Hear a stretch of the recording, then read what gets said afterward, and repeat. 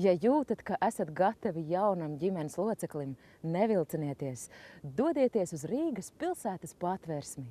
Uz Rīgas pilsētas dzīvnieku patversmi Ulubele šodien mums līdzdevās tautā iemīļots aktieris Leons Krivāns. Katram jau savu sūtību ir šai saulītē, un kaķim droši vien arī.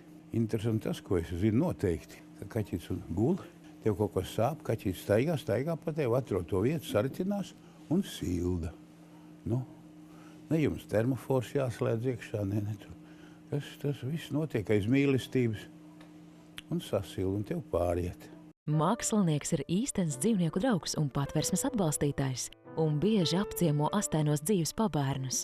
Es domāju, ka cilvēku starpā varbūt tās attiecības tādas grūtāk.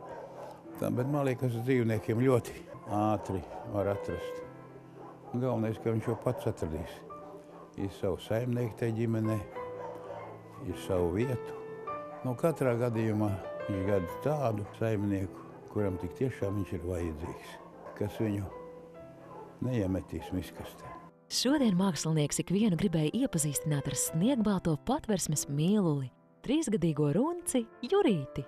Jurītis jau ir konkrēti, ja pa viņu runa, viņš ir gadu jau patversmē, tepat mežā bijis izmests. Un tā interesanti, viņš diemžēl ir kurls, viņš ļoti jūtīgs un runātīgs.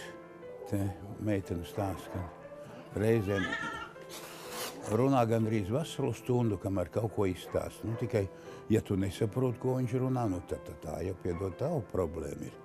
Bet, ja grib, man liekas, saprast var. Tu peles ķer? Nedzirdu. Peles ķer? Ko? Ķer peles? Jā, ķer. Ko bez šaubām, Pēļu ķērājs es. Vai. Tā kā skaisti te visi, tā dzīvā radībiņa. Un visi gaida savu saimnieku.